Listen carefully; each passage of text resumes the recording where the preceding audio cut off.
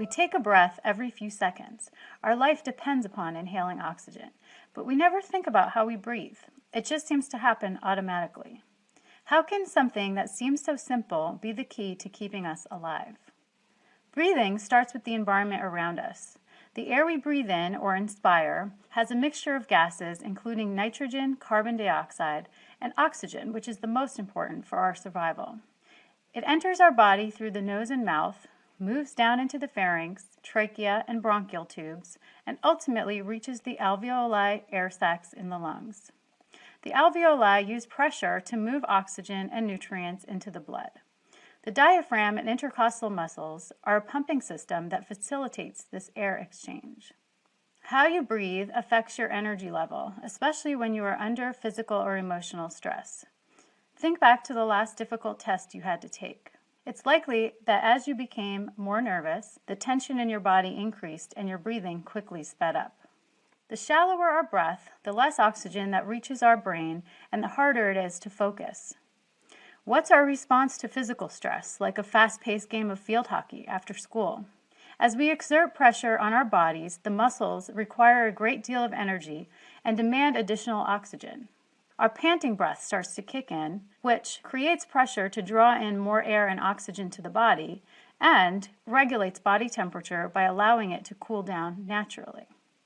These aren't the only times our breathing is affected or altered.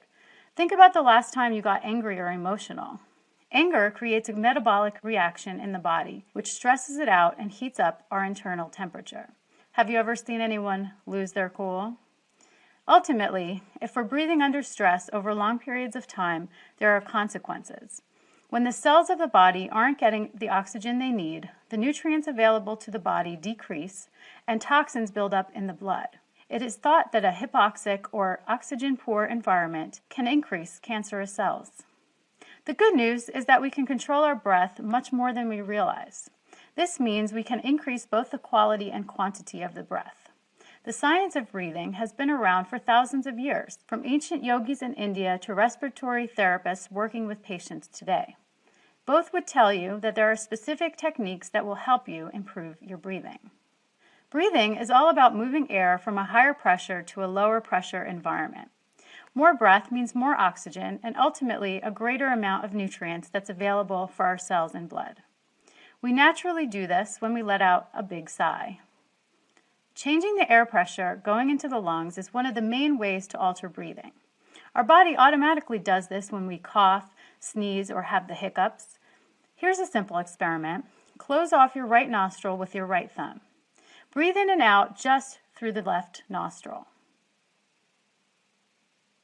Notice how much harder it is to get the breath in.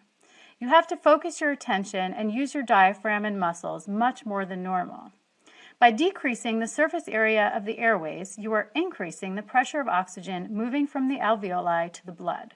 Yogis often practice alternate nostril breathing to slow down the breath, increase oxygen, and activate the body's parasympathetic nervous system, which deals with the body's operations when it's at rest. Let's try another exercise. Visualize the way a dog pants when it breathes. Now try doing the same type of panting, first with your tongue out, then with your mouth closed. You will find yourself using your stomach muscles to push the air out as you exhale.